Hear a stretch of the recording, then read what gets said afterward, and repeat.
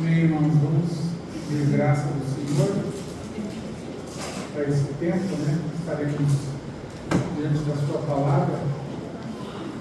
Bendito Deus, te damos graças pela oportunidade tão preciosa que o Senhor nos concede de estarmos congregados em torno da pessoa do nosso Senhor Jesus Cristo, para ouvir a Sua palavra, para adorá-lo.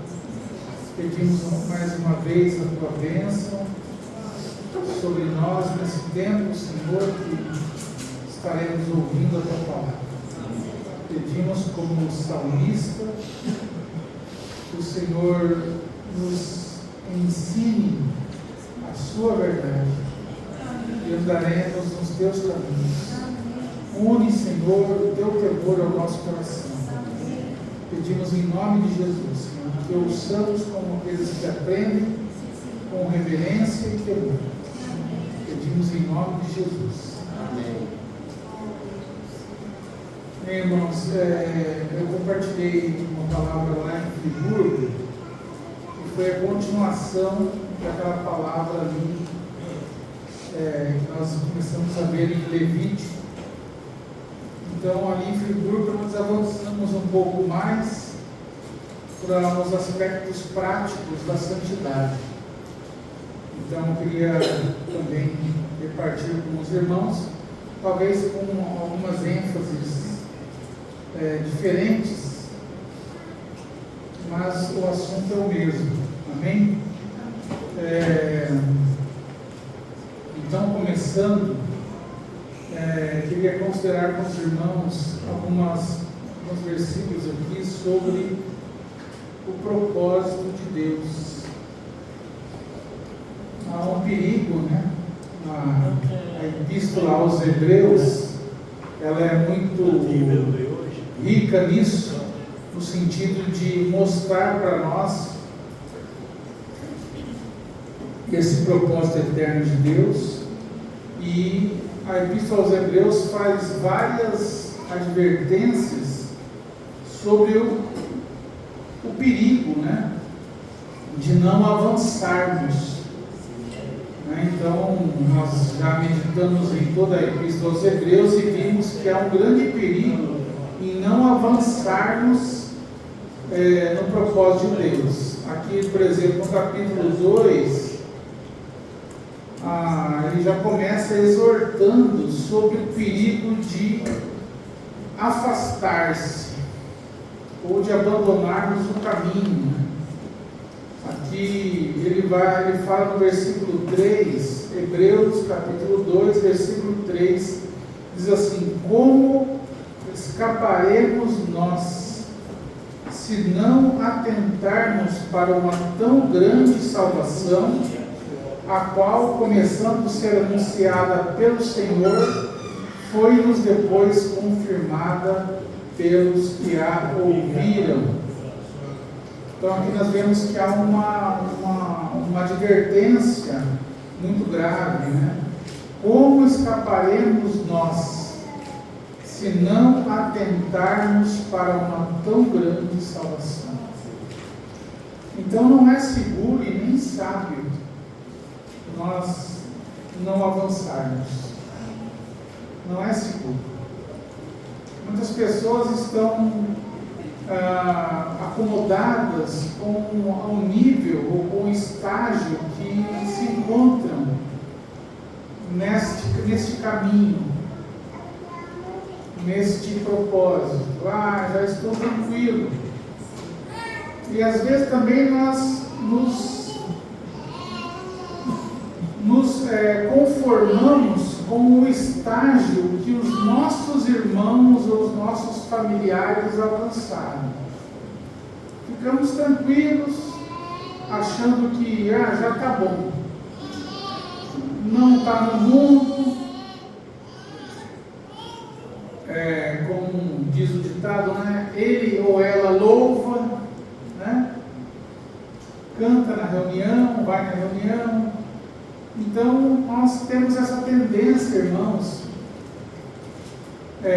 muito perigosa de nos acomodarmos com o que nós já alcançamos. ficamos tranquilos. Né? O povo de Deus, infelizmente, tem esse costume ou essa tendência desde sempre. Né? Eles se acomodaram na Babilônia, eles se acomodaram no Egito e depois, uma vez tirados do Egito, sentiram saudades. Então, o propósito de Deus é que avancemos. Né? Quando nós não avançamos no propósito de Deus, nós, de certa forma, estamos menosprezando o preço pago para a nossa libertação. Essa é a verdade. Quando nós não avançamos, preste bem atenção nisso.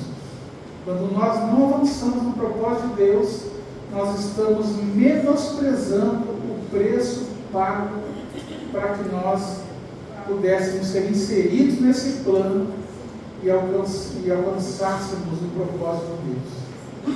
Isso é muito grave, irmãos. O irmão Iata ilustrou, né, isso, ele é muito bom nisso, né, nas ilustrações. Ele ilustrou da seguinte forma: todo mundo aqui já fez compras pela internet e a maioria já recebeu o calote do vendedor. Você compra um produto e ele não entrega. Né? Como que Deus se sente quando Ele pagou um preço tão alto por mercadoria ruim que somos nós, e nós não entregamos a Deus, ou não nos entregamos a Deus? Nós somos devedores a Deus, nós pertencemos a Ele, não só para ficarmos livres da condenação, mas para o servirmos, para alcançarmos aquilo que Ele projetou para nós. Amém? E olha, irmãos, o que o Senhor Jesus projetou para você não é nada mais, nada menos do que a posição, ou melhor, a glória que Ele deu para o seu Filho Jesus. Você acha pouco isso? Você acha que isso não é possível? Está lá em João capítulo 17. Diz que Deus deu a glória que Ele deu para o Filho. Ele deu para nós, para que fôssemos um. Então, o que Deus tem para você é um plano muito elevado. Amém? Não é uma coisa comum. Então, não julgue comum ou de pouco valor aquilo que Deus projetou para você. É algo muito elevado. Amém? E nós vemos em outras passagens, né? Por exemplo, se você abrir a sua Bíblia aí em 1 Tessalonicenses, no capítulo 1, verso 9, nós vemos assim: porque eles mesmos anunciam de nós qual entrada que tivemos para convosco, e como dos ídolos vos convertestes a Deus, para servir o Deus vivo e verdadeiro, e esperar dos céus a seu Filho, a quem ressuscitou dentre os mortos, a saber, Jesus, que nos livra da ira futura. Então Deus nos converteu dos ídolos para Ele, para que o servíssemos. Então aqui eu sempre repeti isso: duas atividades decorrentes dessa libertação: servir a Deus e esperar do céu a seu Filho Jesus. Se você ocupar a sua vida com essas duas coisas, você está cumprindo o propósito de Deus. Amém?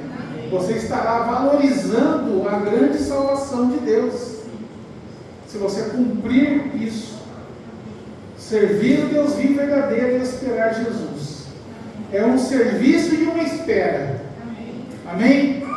Que deve ocupar toda a nossa vida. Se você também olhar aqui em Romanos, capítulo 6, nós vamos ver aqui que também há uma maneira de viver.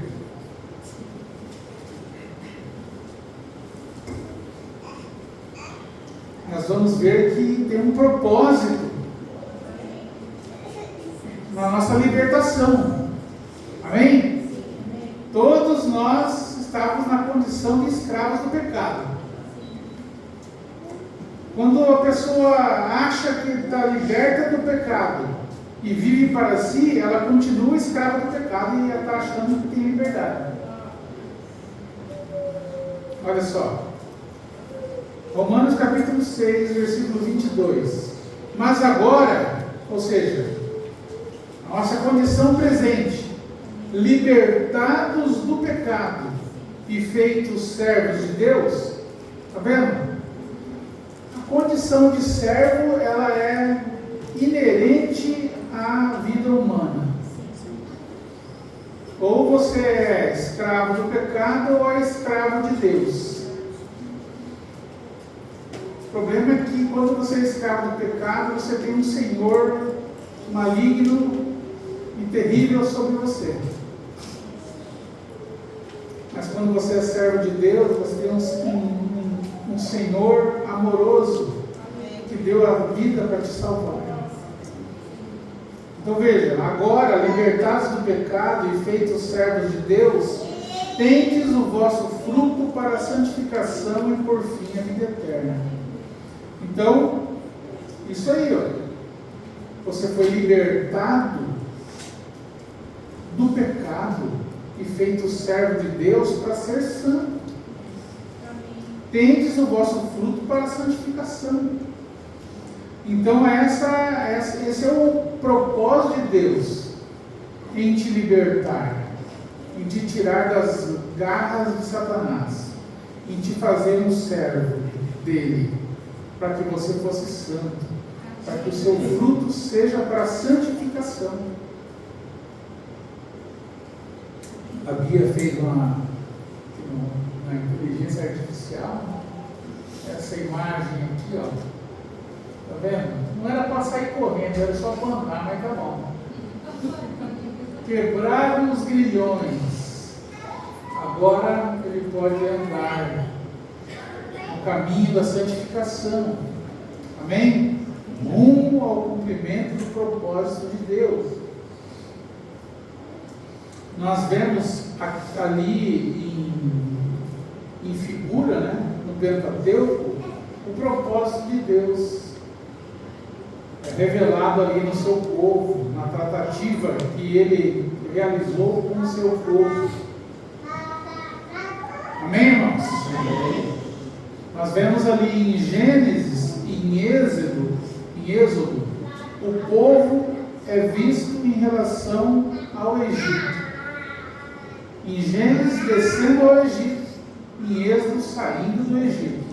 Então, o povo é visto em relação ao Egito. Em Números e Deuteronômio, o povo é visto em relação à terra prometida. Êxodo caminhando em direção à terra prometida, cometendo erros, cometendo rebeliões, mas ali o povo está caminhando. E em Deuteronômio nós vemos também o povo em relação à terra prometida, mas agora continuando com o seu Deus. Então nós vemos ali muitas prescrições do que eles não deveriam fazer. Mas em Levítico nós vemos o povo de Deus em relação ao próprio Deus. O povo de Deus em Levítico ele é visto em relação ao tabernáculo. Que é o tabernáculo, senão o lugar onde Deus habita, né? É Deus habitando no meio do seu povo. Então o povo é visto em relação a Deus, ou à presença de Deus, ao tabernáculo. Então, entre essas cinco livros de Moisés, Levítico, ocupa uma posição especial, porque em Levítico, ali o assunto tratado é como se relacionar com este Deus libertador. Amém? Nós vimos, quando eu compartilhei algumas semanas atrás, que o livro de Êxodo é dividido em 3 partes, ou pode ser dividido em 3 partes.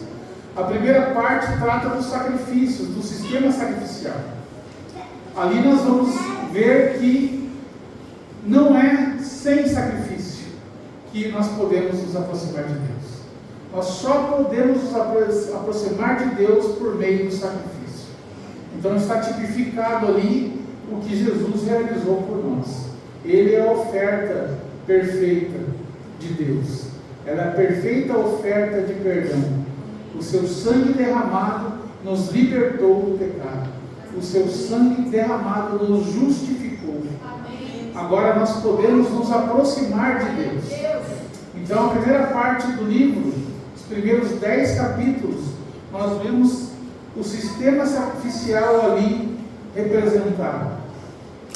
Todos aqueles sacrifícios ali, as ofertas pacíficas, os holocaustos, oferta pela expiação, oferta pelo pecado, tudo isso foi cumprido em Cristo.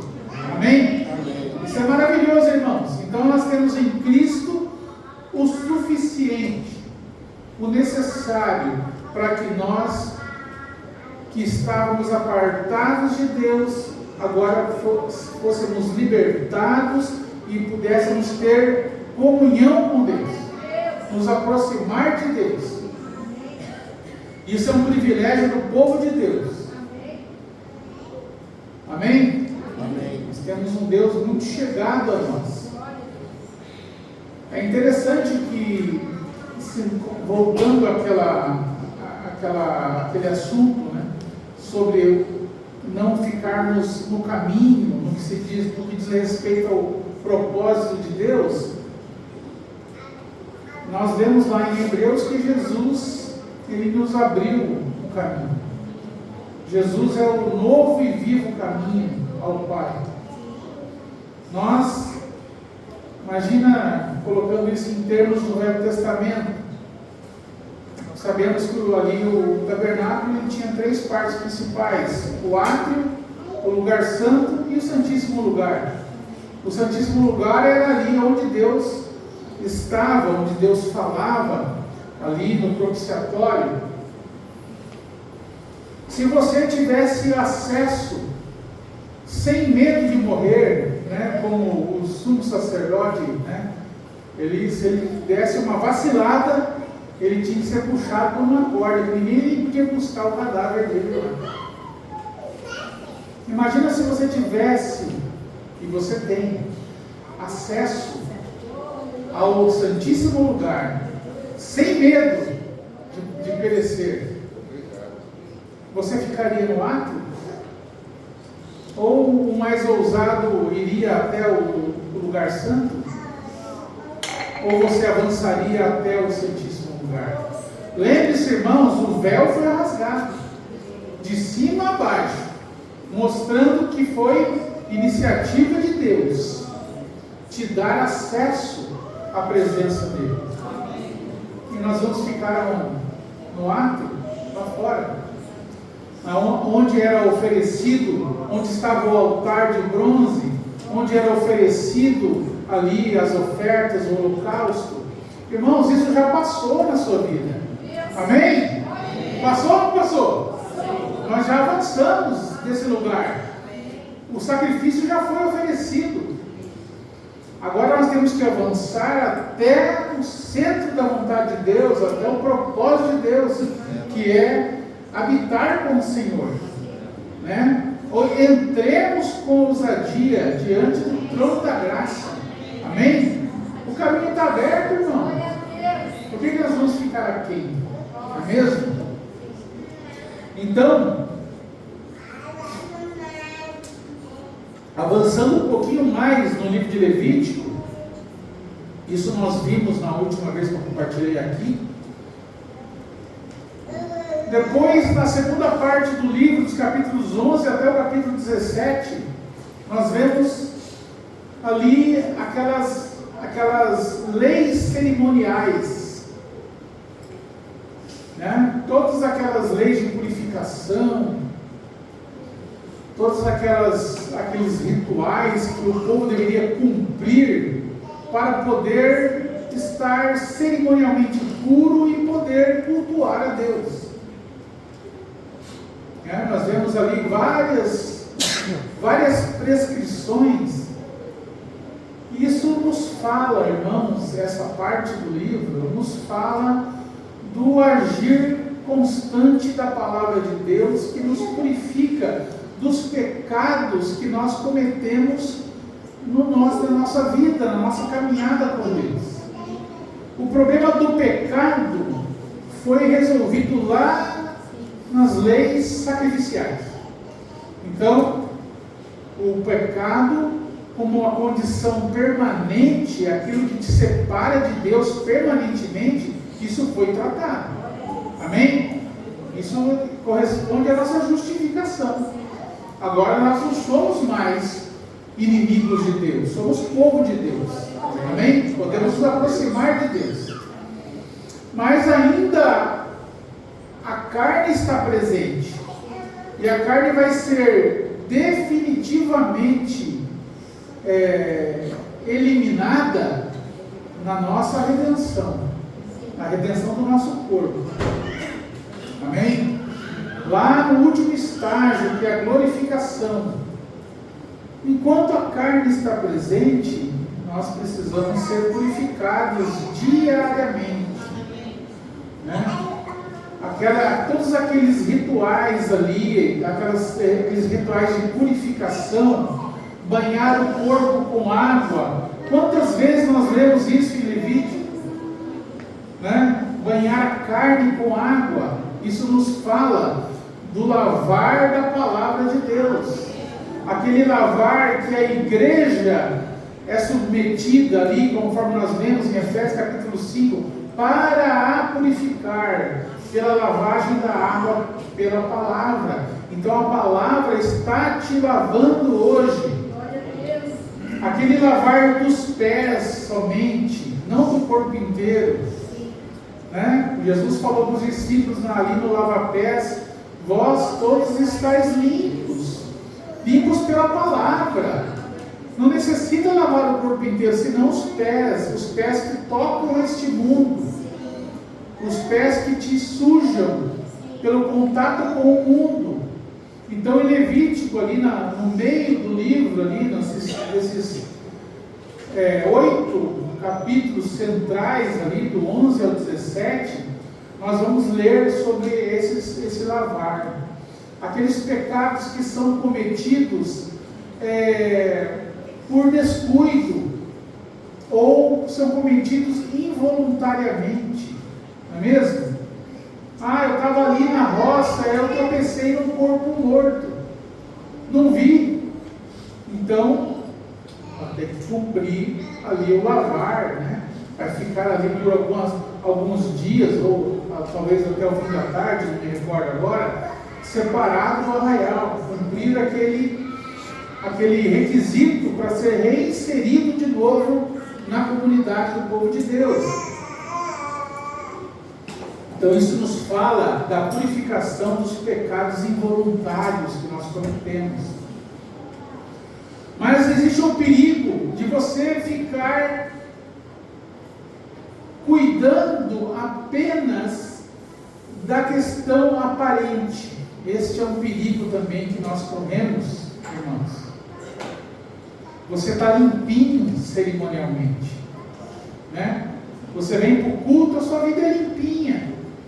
Você tem a vidinha ordenada, não comete pecados grosseiros, mas falta realidade espiritual. Então não basta estarmos cerimonialmente limpos. Nós precisamos avançar para ter pureza moral. Amém? Amém. Pureza moral, santidade. É o que nós vamos ver na terceira parte do livro de Levítico. Vai falar sobre isso. O Senhor, Ele quer ter para si um povo santo. Um povo santo no sentido de estar moralmente alinhado com o que Deus é. Amém? Com a moral de Deus. Por isso que o Senhor tratava tanto ali da separação, porque o povo que habitava aquela terra, os cananeus, eram povos imorais, eram povos que cometiam abominações. Todos os seus costumes deveriam ser rejeitados. Veja que Israel estava ali, quantos anos? 400 anos? Escravos no Egito. Imagina quanto do costume egípcio foi sendo introduzido na mente do povo. Agora o Senhor não quer que eles apenas sejam libertados do Egito, mas também que sejam limpos daquela maneira de pensar egípcia. E eles não poderiam entrar na terra e correr o risco de assimilar a maneira de pensar cananeia.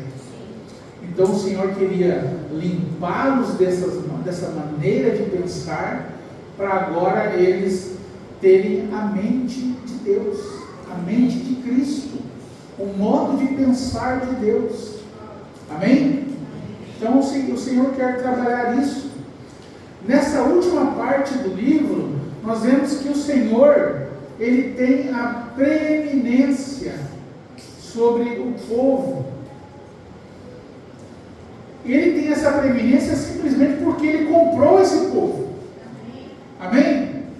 Nós não somos de nós mesmos. Nós não podemos pensar como nós queremos, porque nós não somos de nós mesmos. Nós pertencemos a Deus.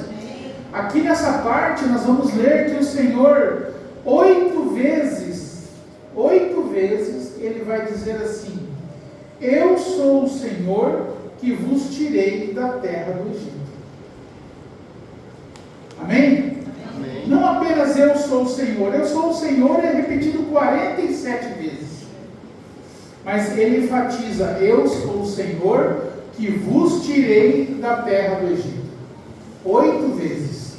Ou seja, o Senhor está enfatizando que Ele libertou o povo daquela condição de escravo. A palavra diz lá em Êxodo, capítulo 3, não fala a memória, que o Senhor ouviu o seu clamor. O seu clamor subiu até mim.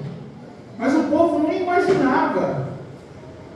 O povo acho que estava ali clamando só pelo livramento dos açoites, pelo livramento da carga. Eles nem imaginavam a sublimidade do propósito de Deus. Ah, Senhor, né? Estamos aqui debaixo de açoites, de uma carga pesada, escravos. Será que o mais piedoso daqueles hebreus sonhou com o propósito de Deus?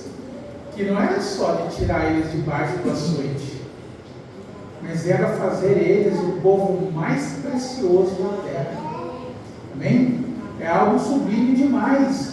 Será que o povo imaginou que o propósito de Deus era habitar no meio deles? Será que o povo imaginou que o propósito de Deus era andar com eles? Que o Senhor podia muito bem libertar eles e permanecer entre eles. Mas a palavra diz que o Senhor andava com eles. Isso mostra uma comunhão muito próxima. O Senhor Deus se importava com eles. Na sua aflição, na sua jornada, o Senhor estaria com eles, andando com eles. Essa palavra, essa expressão andar, aparece 8 vezes nessa parte. 8 vezes. Andar, o andar dos libertos. O Senhor quer andar com os libertos. Amém? Estar no meio deles. Então, a ênfase nesta última parte de Levítico está na autoridade que Deus tem sobre o seu povo e na sua propriedade. Deus tem autoridade sobre o povo que Ele comprou. Amém? Amém. E essa santidade de Deus deve ser também encontrada no seu povo, no seu andar, no seu comportamento. Veja aí Levítico capítulo 26, versos 11 a 13.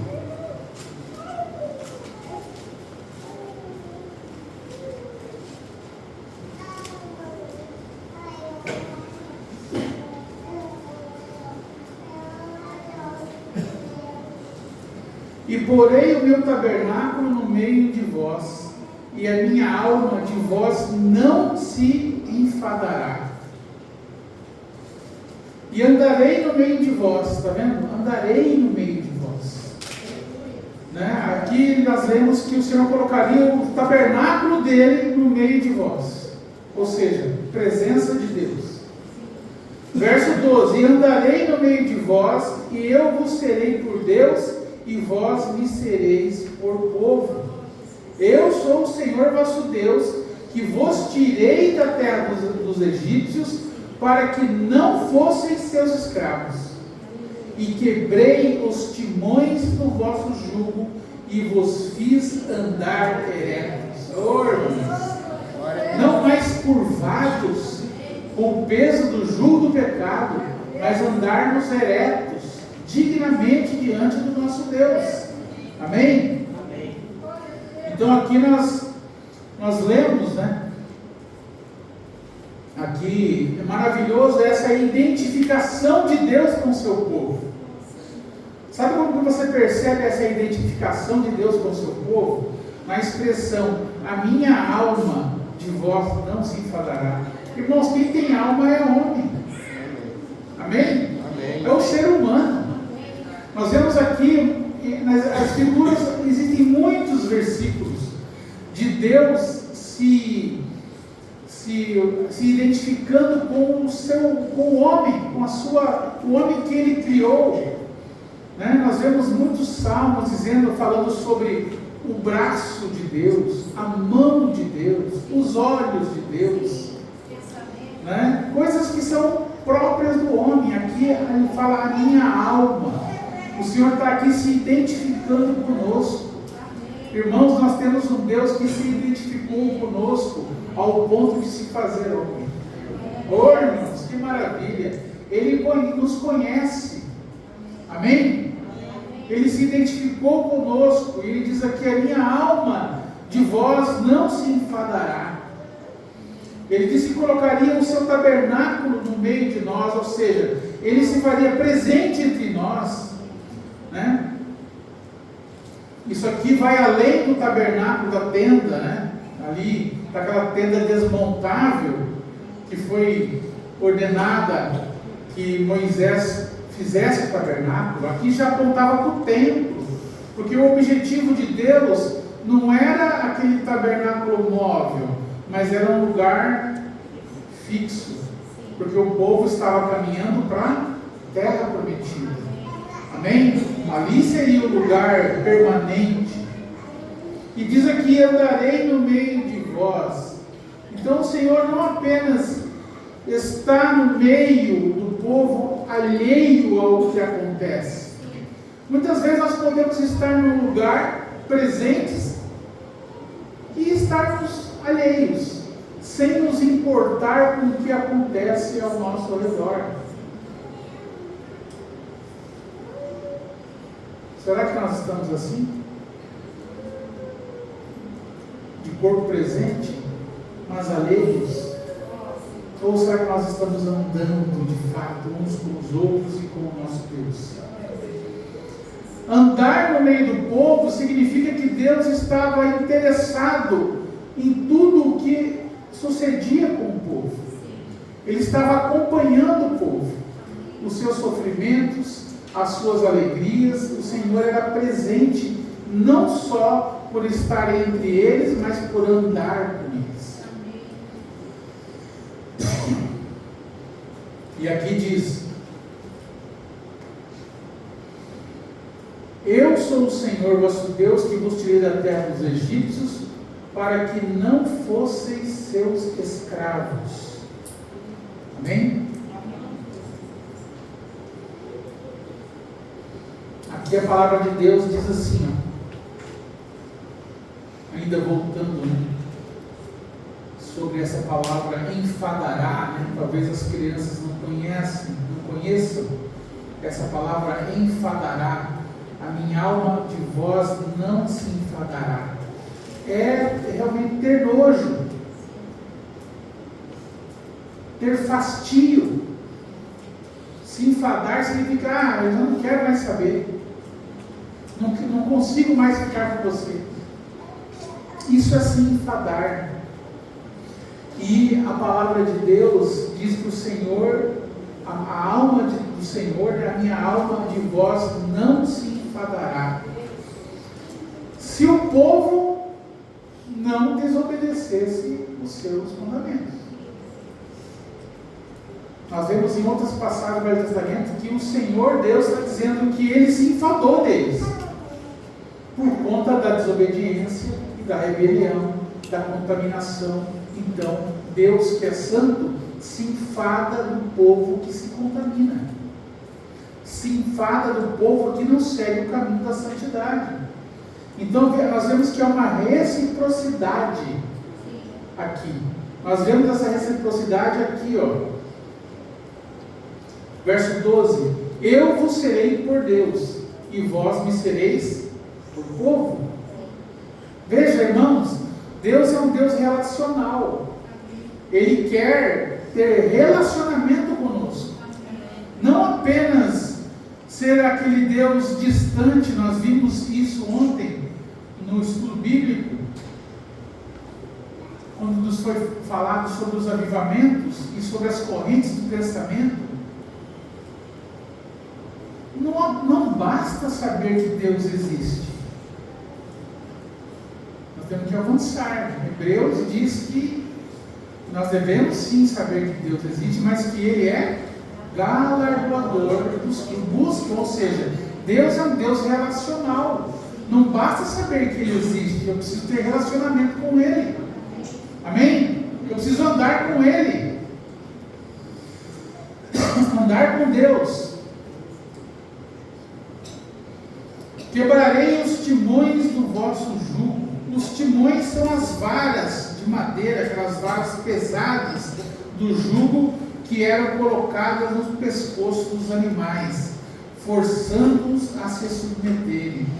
Olha, se a pessoa está com o jugo do pecado sobre o seu pescoço e ela julga que está andando de maneira ereta, esse andar dele é orgulho.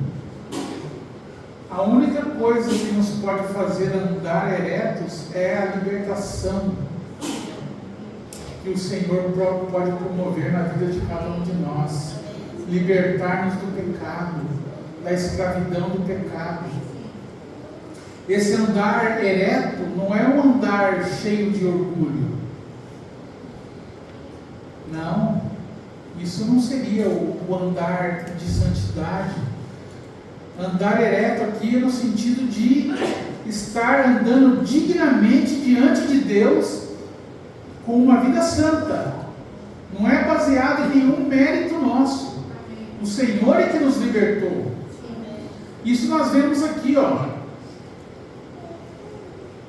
palavra vos fiz, a expressão vos fiz andar eretos, ou seja, o mérito é só de Deus. É Ele que te fez andar ereto. Se dependesse de nós, nós estaríamos andados curvados, né? Pelo peso do pecado. É o Senhor que nos faz andar eretos. Irmãos, tudo isso aqui é cumprido em Cristo. Amém? O Senhor habita entre nós. Qual que foi a promessa que Ele nos fez lá no final de Mateus? Estou convosco todos os dias. Até quando? Até a consumação dos séculos. Então Jesus está entre nós. Lá em João capítulo 1, nós lemos que o Verbo se fez carne e tabernaculou entre nós. Amém? Então Jesus habita entre nós.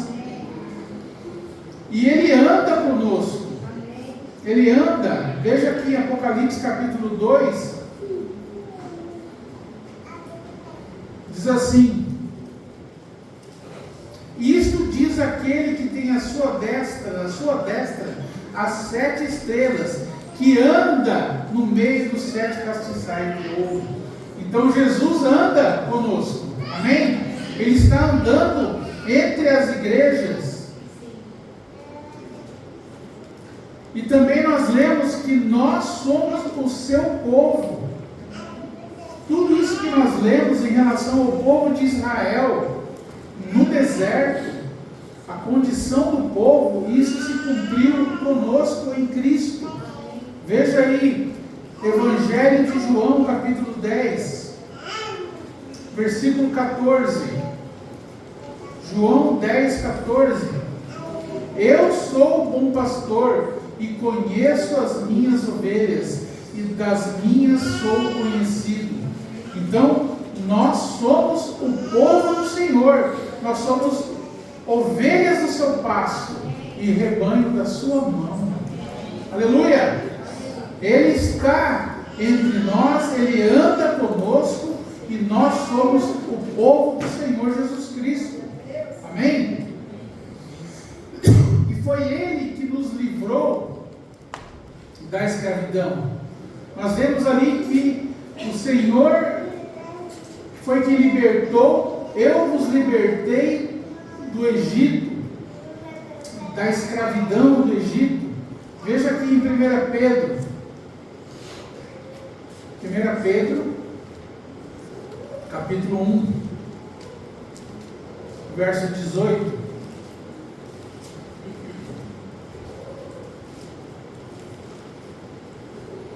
Sabendo que não foi com coisas corruptíveis como prata ou ouro, que fostes resgatados. Veja que é um resgate, é uma libertação da vossa vã maneira de viver, que por tradição recebestes dos vossos pais, mas com o precioso sangue de Cristo, como de um cordeiro imaculado e incontaminado.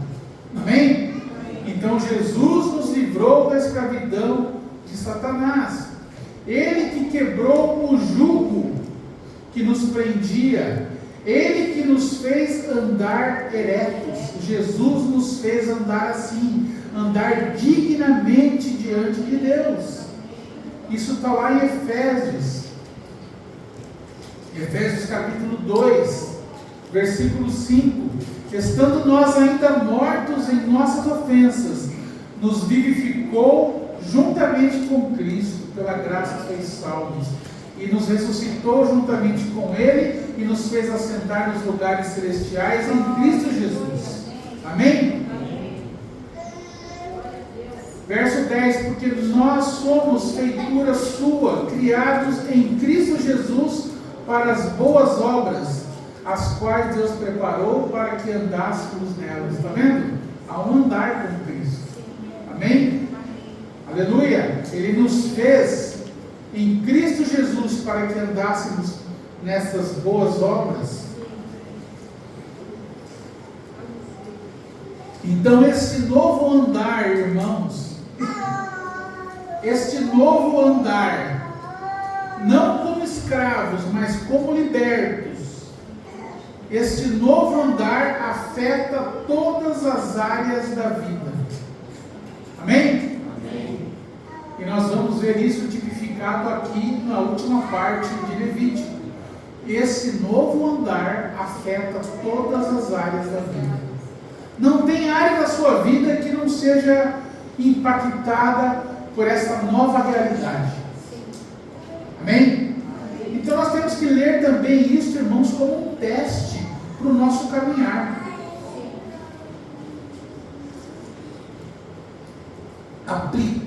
essa palavra ao nosso andar. Será que eu tenho andado dignamente diante do Senhor? Como um liberto? Ou ainda eu cometo coisas que dizem respeito à minha velha condição? Eu sou o Senhor que vos tirei da terra do Egito. Então o Senhor tem prioridade em tudo. Nós vamos ver, não hoje, que o Senhor tem prioridade nas casas, ou seja, nos relacionamentos mais próximos. Nós vamos ver que o Senhor tem prioridade, numa outra reunião, que o Senhor tem prioridade na congregação. Depois nós vamos ver que o Senhor tem prioridade na consagração. E antes disso, esqueci de uma outra parte, o Senhor tem prioridade na sua agenda. Tudo isso porque Ele é o Senhor. Tudo isso porque Ele é o Senhor que nos tirou da terra do Egito. Amém? Hoje vamos ver só que o Senhor tem prioridade nas casas. O Senhor tem prioridade na vida familiar. Isso está aqui no capítulo 18 de Levítico. Começando aqui no capítulo 18. Nós vamos ver alguns versos, alguns aspectos. Então o Senhor tem prioridade na sua vida familiar, nos seus relacionamentos e nas suas práticas cotidianas. Amém? O Senhor tem prioridade nisso. Ele é o Senhor que te tirou da escravidão. Então Ele é o Senhor. Ele tem prioridade. Toda a nossa vida deve ser afetada por essa realidade. O Senhor é o nosso Senhor. Nós pertencemos a Ele.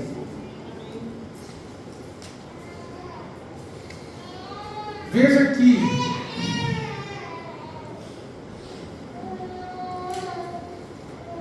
Como que nós tratamos os nossos negócios?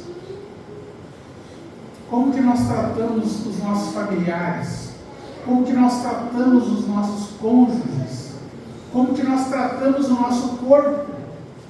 Como que nós tratamos os nossos vizinhos, os nossos pais? Tudo isso deve ser distinto da maneira que os povos agem. Amém? Não andeis nos costumes dos povos da terra, porque eles fizeram todas essas coisas. Irmãos, a lista de coisas ali é medonha. Por isso o Senhor pegou nojo deles. Amém? Então nós precisamos olhar. Não olhe isso aqui, não olhe esses versos de maneira legalista. Isso aqui é coisa de costume de povos ancestrais. Tudo isso aqui tem um princípio espiritual aplicável a nós. Tudo. Nada é desprezível.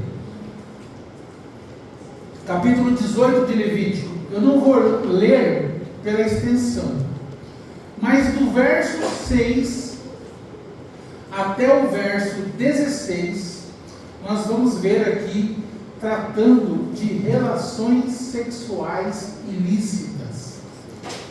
Aqui você vai ver muitas vezes assim sobre não descobrir a nudez.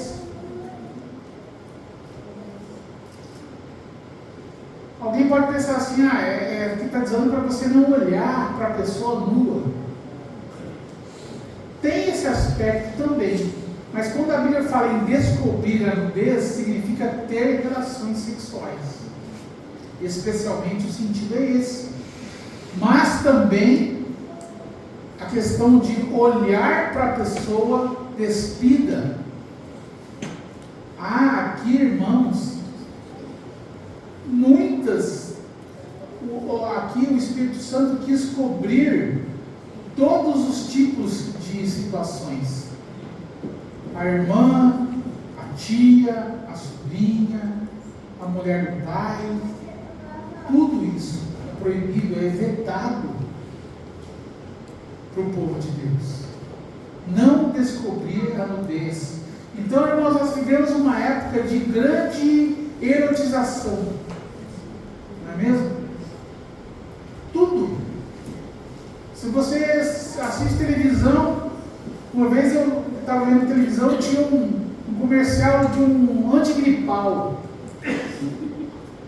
né, chamado Apracur, né? Pode até boicotar essa desgraça desse medicamento por conta da propaganda. E era assim, o cara estava gripado, aí ele tomou o remédio e foi para um bacanal, depois que ele sarou. Aí tem aquela cena grotesca, e mulheres nuas e tal, e ele ali comemorando que estava sarado da gripe. É esse nível, irmãos, que está cada vez pior. Isso já tem talvez mais de 10 anos. E isso tem piorado. Cada dia tem piorado. O mundo está cada vez mais indecente, mais imoral. E eles não poupam nossos filhos. Então nós precisamos nos guardar desse tipo de contaminação. E o Senhor diz assim, ó, não olharás a nudez de tal pessoa. Eu sou o Senhor. Ele avisa, ele explica por quê. Por que você não deve olhar? Porque Ele é o Senhor. Se Ele é o Senhor, Ele é o teu Senhor. Você pertence a Ele. Os seus impulsos devem ser contidos porque Ele é o teu Senhor.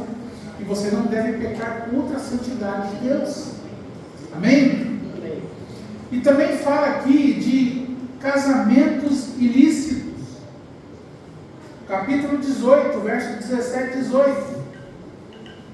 Quando ele fala aqui na expressão aqui, verso 17, a nudez de uma mulher e de sua filha não descobrirás, não tomarás a filha do seu filho. Essa palavra tomar significa tomar em casamento. O verso 18, e não tomarás uma mulher juntamente com sua irmã.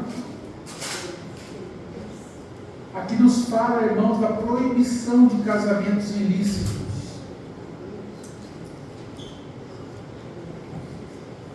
Os jovens, especialmente, né, porque eles, a maioria não está casada,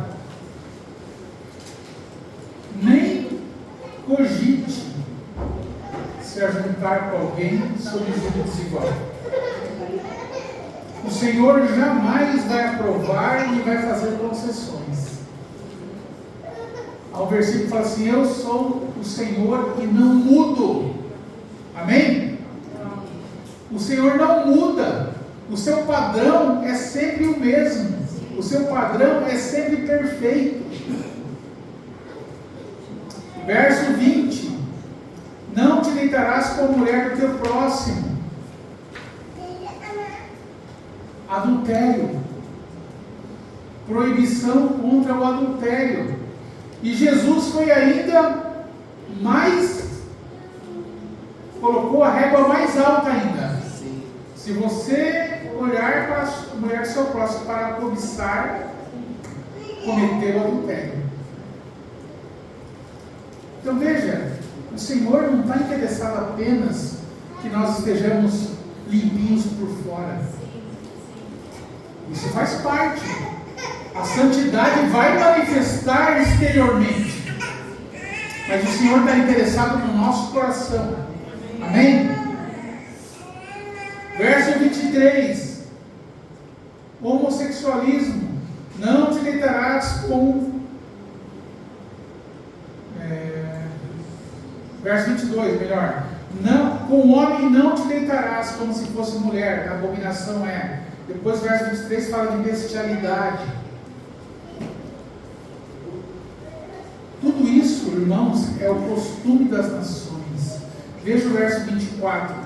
Com nenhuma destas coisas vos contamineis, porque com todas estas coisas se contaminaram as nações que eu expulso de diante de vós.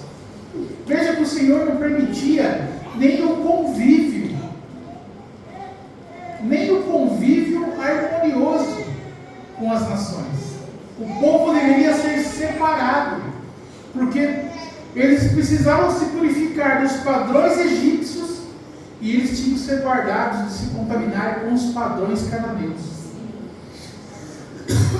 Então veja, irmãos, a proximidade, a contemplação do mal faz baixar a sua régua moral.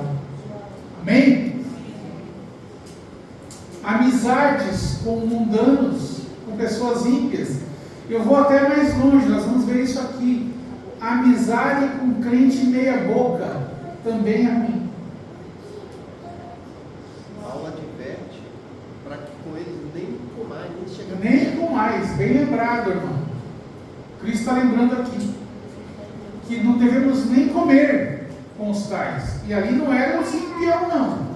Ali eram os crentes carnais. Né? Ontem nós conversávamos aqui sobre essa questão, né,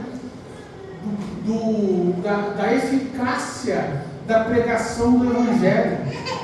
Num mundo em que a maioria das pessoas dizem que conhecem a Deus. E cada vez mais num mundo em que as pessoas se declaram evangélicas. Como que nós vamos pregar o Evangelho? Você pensa, não, eu creio nisso aí. Eu sou também que nem você, eu sou crente. A única maneira, irmãos, de nós acrescentarmos poder à pregação do Evangelho é com um testemunho de vida santa. É com uma vida transformada. Isso confere poder à nossa palavra. É o testemunho da vida de Cristo no crente. O ímpio vai falar assim, bom, eu não sou crente não, porque olha como que esse homem ou como essa mulher vive. Eu quero ser como ele. Amém? É falado na Bíblia assim, acho que é a palavra dos profetas, né? A palavra de Deus na tua boca, é verdade. Sim. Amém. Se separares o precioso do vil, então sereis minha boca. Né? Isso foi dito, né? Em alguns profetas, acho que em Jeremias, não falha a memória. Se separares o precioso do vil, então sereis minha boca. Então essa separação é necessária para que o nosso testemunho seja eficaz. Falando, né, de evangelismo, de proclamação do Evangelho num mundo como o nosso mundo aqui. Outra coisa que tem, olha, irmãos, tudo que eu estou falando tem a ver com santidade, o andar dos libertos, vida de santidade. Todas essas coisas, elas são mais grosseiras. Adultério, sensualidade, homossexualismo, bestialidade, são coisas, vamos dizer assim, usando o linguajar dos crentes, pecado cabeludo. Mas tem uns pecados que não são tão cabeludos, né? Mas são pecado igual. E eles precisam ser banidos da nossa vida. São pecados também que ofendem a santidade de Deus. Veja aí, capítulo 19. Eu vou dar uma corridinha porque eu quero encerrar todas essas prescrições de santidade que nós vemos aqui. Reverência aos pais, capítulo 19, versículo 3. Eu achei interessante essa passagem. Ele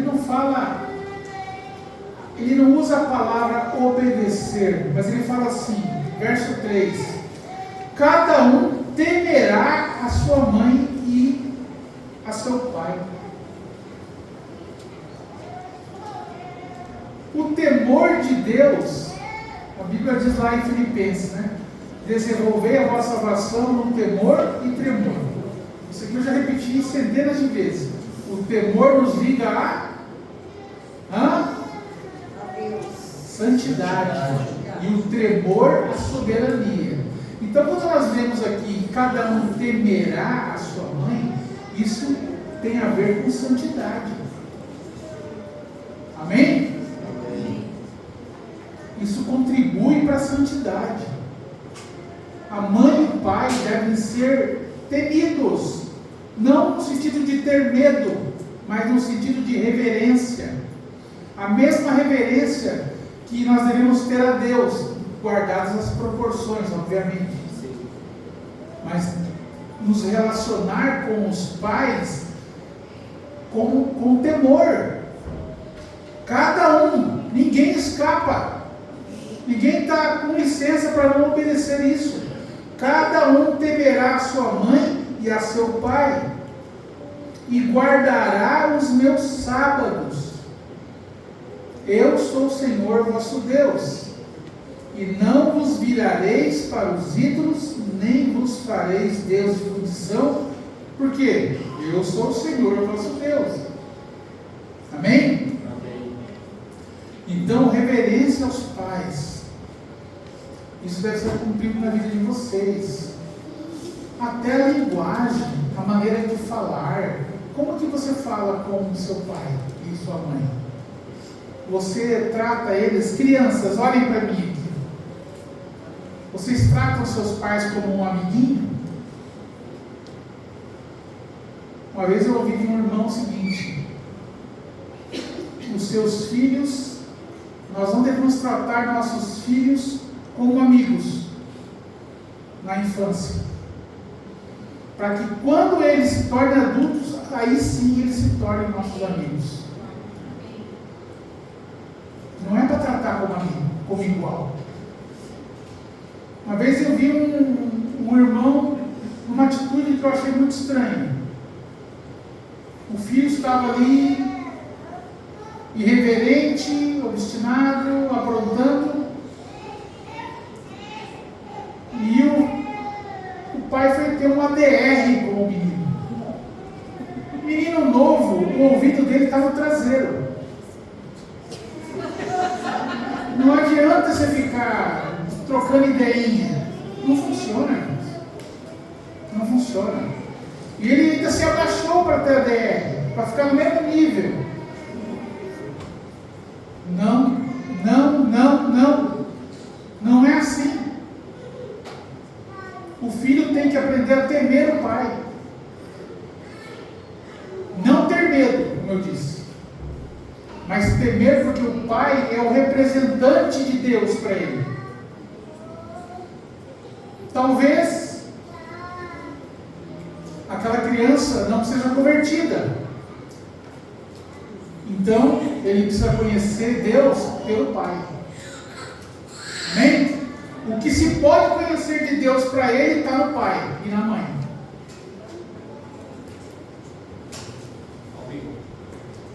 Questão de honra, né? Sim. Está lá em Efésios 6:12. Questão de honra. O Senhor reclamou disso lá em Malaquias. Se eu sou o Senhor, onde está o meu temor? Se eu sou pai, onde está a minha honra? Então deve-se honrar, deve-se temer os pais.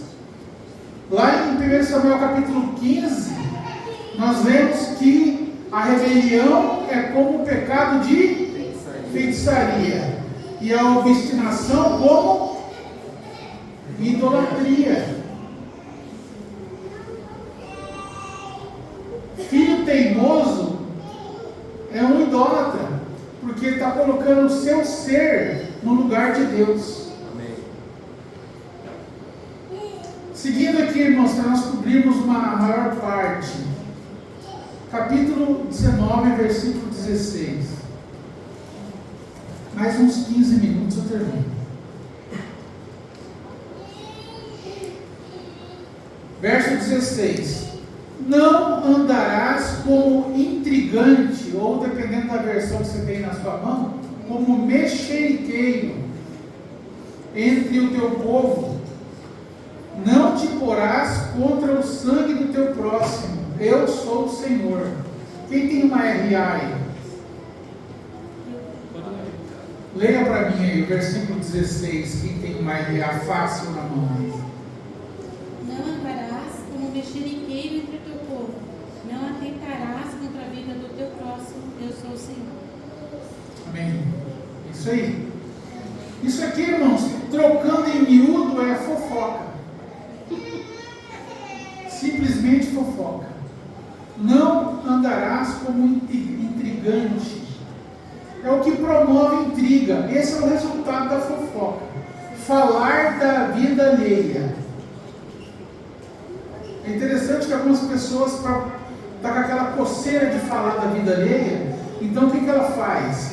Ela dá um ar de santidade, de preocupação com a pessoa, né?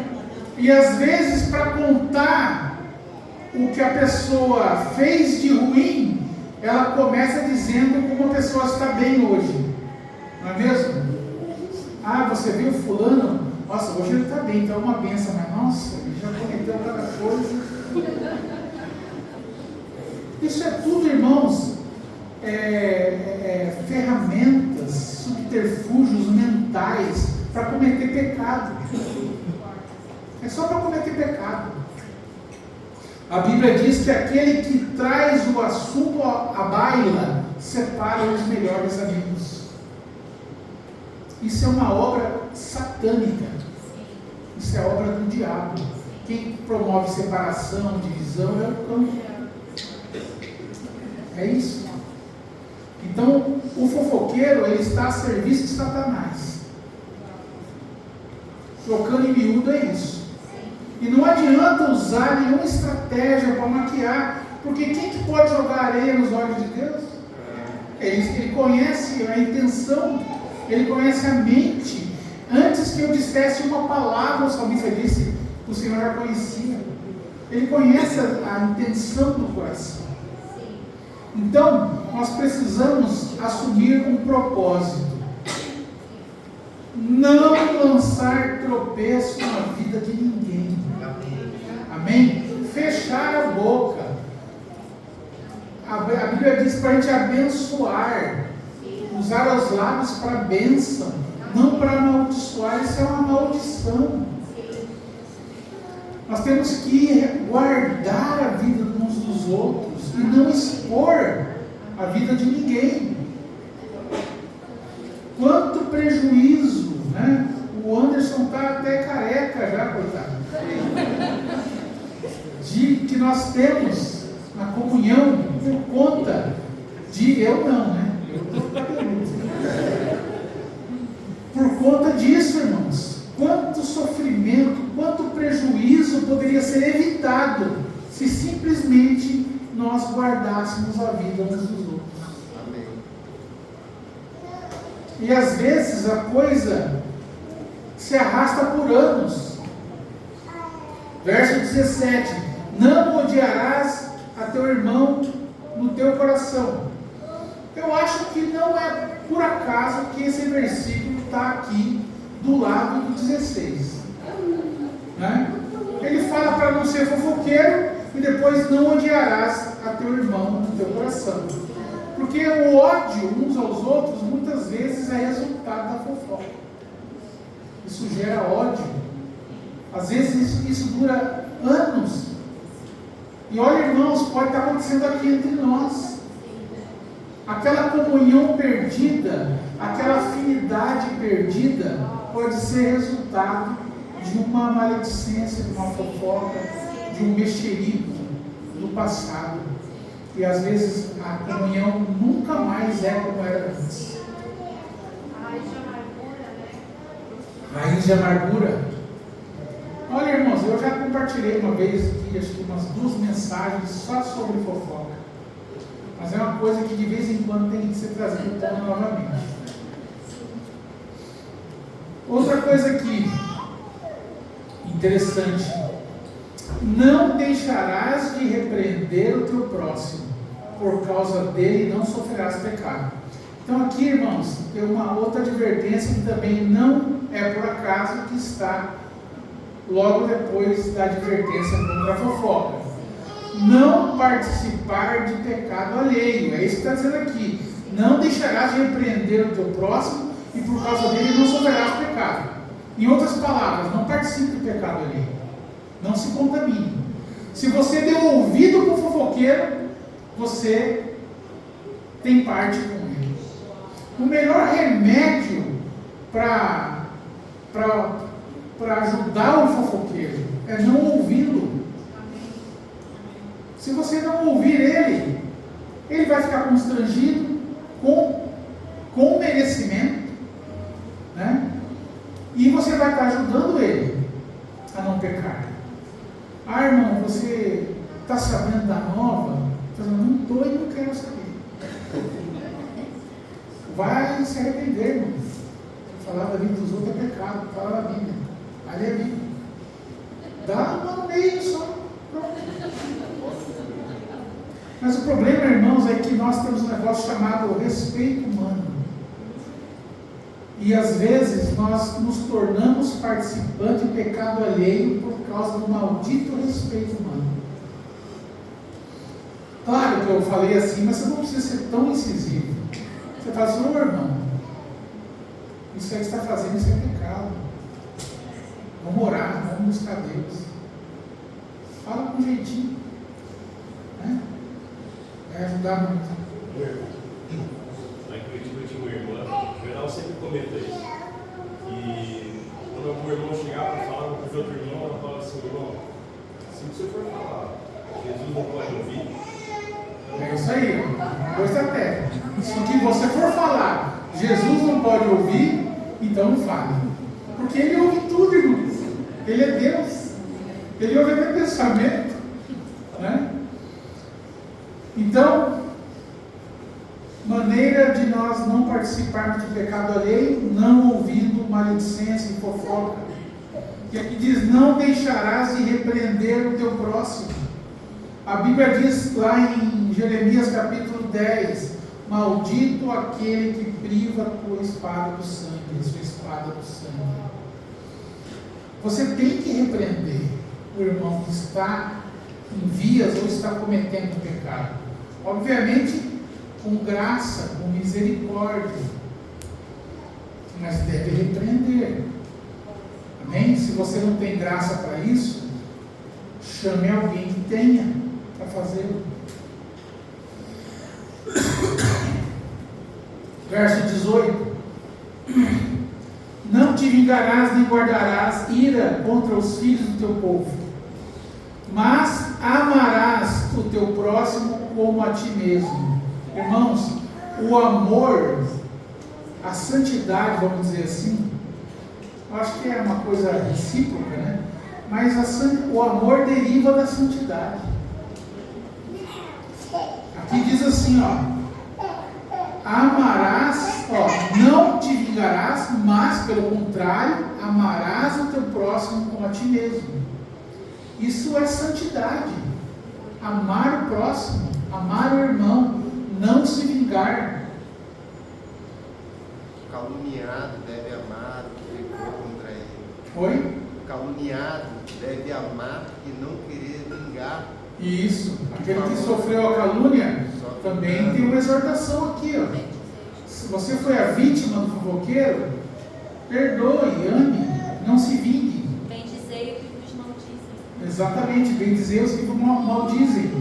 O ímpeto nosso é o que é? Falou mal de mim, vou falar mal dele também. Né? Aí vira o inferno, irmãos. Verso, capítulo 19, verso 29. Alguns eu vou passar rapidamente. 19, 29. Não contaminarás a tua filha fazendo-a prostituir-se, para que a terra não se prostitua nem se encha de maldade. Não contaminar a filha. Isso aqui é uma coisa que é um poder que os pais têm. Então está na mão dos pais não contaminar. Né? Não contaminar. E como que você faz isso? Guardando. Aqui também pode ser aplicado aos filhos, tá? Homens. Né? Guardando eles da influência do mundo. Não é os costumes dos povos que devem ser evitados? A aproximação com os povos do mundo, a aproximação com o mundo, com o ímpio, faz os teus valores serem contaminados. E você passa a ter o pensamento do ímpio. Então, como que eu guardo o filho ou a filha de prostituir-se? Guardando elas do mundo, do padrão do mundo, das imagens do mundo, dos ideais do mundo, etc. Seguindo, verso 30. Guardareis os meus sábados e o meu santuário reverenciareis, porque eu sou o Senhor. Então aqui nesse versículo 30, nós vemos aqui um apreço pelo congregar. O que era o sábado? Era o dia em que o israelita ele vivia exclusivamente para Deus. Ele não fazia nenhum trabalho servil. Ele tinha que viver aquele dia para o Senhor. Então aqui, irmãos, podemos aplicar isso como um apelo a nós realmente valorizarmos o congregar e todas as atividades da igreja. O meu santuário reverenciareis. O santuário é o lugar da habitação de Deus. Obviamente que Deus não habita nesse edifício, mas Deus habita entre nós. Quando nós estamos aqui nesse lugar, o Senhor está também. Amém. Então aqui é um apelo para que nós tenhamos apreço por todas as atividades, a vida da igreja, os cultos, o reunir-se, tudo que diz respeito aos nossos ajuntamentos. Verso 32. Diante dos cabelos brancos te levantarás e honrarás a face do ancião e temerás o teu Deus. Mais uma vez aqui o temor está inserido nesse mandamento. Diante dos cabelos brancos te levantarás. Mas eu falo isso obviamente para os que não têm cabelo branco, para as crianças, para os jovens. Aqui fala para se levantar diante daquele que tem o cabelo branco. Obviamente que isso aqui não é literal na nossa cultura, nos nossos dias. Imagina se tiver que levantar toda vez que passar o seu cabelo branco, você vai ficar levantando, sentando. Mas aqui fala de reverência, de respeito, de consideração. Né? Eu estava vendo na internet esses dias um vídeo de um camarada que fica dentro do trem no Rio de Janeiro, só dando bronca e folgado. Ele deve ser da prefeitura lá, ele fica com um boletim. E interessante que os velhinhos tudo ali, segurando ali no trem, quase caindo, e os caras fingindo que estão dormindo, sentados, não dão lugar para os velhos. Na nossa sociedade, irmãos, ocidental, não há respeito pelos velhos, não há respeito pelos idosos. Será que deve ser assim na igreja? Nós não estamos presos, nem sujeitos à cultura do mundo. Nós devemos cumprir a palavra de Deus. Todos os mandamentos de Deus têm um sentido espiritual. Aqui diz: honrarás a face do ancião. A Bíblia diz que os justos, na velhice, eles darão fruto. Nós devemos honrar esses irmãos mais velhos, buscar conselho deles, ouvi-los. Amém? Isso é parte da santidade. Olha só uma outra coisa, verso 34. Verso 33. E quando o estrangeiro peregrinar convosco na vossa terra, não o oprimireis. Como um natural entre vós será o estrangeiro que peregrina convosco. Amá-lo-ás como a ti mesmo, pois estrangeiros fostes na terra do Egito. Eu sou o Senhor, vosso Deus. Isso aqui, irmãos, é um apelo à hospitalidade. Isso faz parte da santidade. Nem sempre nós teremos estrangeiros. E o contexto aqui é outro. É um contexto de escravidão e libertação. Mas aqui todos os crentes devem ser hospitaleiros e amáveis, amor prático uns para com os outros. Essa é uma exortação à hospitalidade. Outra coisa, verso 35.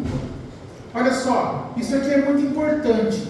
Isso aqui afeta desde a infância até a fase adulta. Não cometereis injustiça no juízo, nem na vara, nem no peso, nem na medida. Balanças justas, pesos justos, éfa justo, e justo tereis. Eu sou o Senhor vosso Deus, que vos tirei da terra do Egito. Irmãos, é insuportável crente malandro. É uma coisa terrível, irmãos. E sabe como começa a malandragem? No filhinho que trapaceia no jogo. Nós não devemos, em hipótese alguma. Eu, meu irmão, já vi pais achando engraçado o filho ser espertinho no jogo.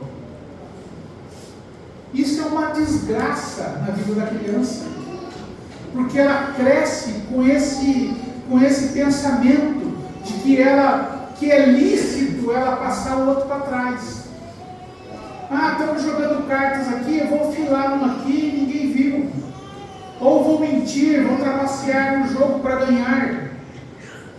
Eu sempre falei para os irmãos, duas coisas, 2 comportamentos que você não pode permitir no seu filho, que isso deforma para sempre o caráter dele: violência e malandragem. E não adianta DR com criancinha pequena. Vocês sabem muito bem como fazer. O filho trapaceou, ele tem que ser castigado. Isso aqui é uma coisa terrível. Isso aqui é uma prescrição clara nas Escrituras. Não há nada inocente nisso. É coisa de criança. Não, isso é coisa de pecador. E ele já nasceu, né? Às vezes destrói o castelinho das mamães, né? Dizer que o seu anjinho é um pecador. Precisa se arrepender e se converter. Então, não permita injustiça. Não admita isso na sua casa, seja numa brincadeira de criança, seja em coisas maiores. O Senhor detesta isso, detesta a trapaça, a traição, a malandragem. Isso deve ser banido das nossas casas. Não permita isso, se você não quiser que o seu filho se torne um malandro no futuro. Não permita nada desse tipo. Amém, irmãos? Amém, pais e mães? Amém. Não permita, em hipótese alguma, nem violência, nem esperteza, porque isso vai deformar o caráter da criança. Outra coisa e última, capítulo 20, versículo 4 e 5. E se o povo da terra de alguma maneira esconder os seus olhos daquele homem aqui, o contexto é daqueles que sacrificam seus filhos a Moloque. Isso aqui, irmãos, é uma coisa obviamente terrível, que isso não é repetido dessa maneira, porque sacrificaram os filhos a Moloque, e o povo de Israel cometeu isso. Era pegar o bebezinho e no culto a Moloque, que era um deus cananeu, colocava o bebê dentro da barriga de um touro de metal que estava incandescente pelo fogo. A criança era morta dessa maneira. Há algumas outras interpretações ou estudos que pode ser que entregar o seu filho a Moloque seria entregar o seu filho para se prostituir no culto pagão a Moloque, que também é uma coisa terrível. seja o que for. O sentido aqui é de consagrar a descendência. Verso 3 diz assim: eu porei a minha face contra esse homem, o homem que dedica o seu filho a Moloque, porquanto deu da sua descendência a Moloque, para contaminar o meu santuário e profanar o meu santo nome. E se o povo da terra de alguma maneira esconder os seus olhos daquele homem, quando der da sua descendência a Moloque para não o matar, então eu porei a minha face contra aquele homem e contra a sua família, e o extirparei do meio do seu povo, bem como a todos que se prostituem após ele, prostituindo-se como Moloque. Então, irmãos, aqui é um apelo a nós não fazermos vistas grossas ao pecado. Aqui falou especificamente do pecado de oferecer a descendência a Moloque. Mas todo pecado, como nós lemos aqui no 19:17, de não participar do pecado alheio, todo pecado que nós soubermos ou contemplarmos, nós não devemos compactuar com ele e nem sequer silenciar. Esse é o problema. Aqui há um castigo para aquele que fechar os olhos diante do cometimento de pecado. O problema, irmãos, é que às vezes não somente se fecha os olhos, mas até se contribui para o pecado. Esse é o problema. Nós temos que tomar muito cuidado, irmãos, de não contribuir para o pecado, para a desgraça de ninguém. Às vezes, por conta da afeição, nós fechamos os olhos para o pecado. A verdade, o amor nunca vai compactuar com o pecado. Às vezes nós só sabemos de coisas terríveis, mas é porque é um parente, porque é pai, mãe, filho, então nós silenciamos. Não sejamos participantes de pecado alheio, porque há um castigo não só para quem comete, mas para aqueles que fecham os olhos. Amém? Pode ser quem for. O pecado tem que ser tratado com o rigor que a Bíblia trata. E o rigor é terrível, irmãos. Basta nós contemplarmos a Cristo crucificado, que nós vamos saber como que Deus trata com o pecado. Amém? Amém, irmãos? Perdoem aí pelo avançar no tempo, mas eu precisava pelo menos encerrar essa parte da prioridade que o Senhor tem nos lares. Pai Santo, nós te damos graça pela Tua Palavra. Rogamos, Senhor, que temamos esta palavra. Que o Teu temor venha sobre cada coração aqui. Ó Deus, de maneira que nós reconheçamos a Ti como Senhor e tenhamos um andar de santidade diante de Ti. Ó Deus, que não sejamos coniventes nem pactuemos com o pecado, mas que nos consagremos inteiramente para Ti, porque Tu és o Senhor, Tu és o nosso Deus, Tu és aquele que nos libertou do Egito, Tu és aquele que quebrou o jugo do pecado que estava sobre nós, e nós queremos viver para Ti. Ajuda-nos, Senhor, pedimos em nome de Jesus.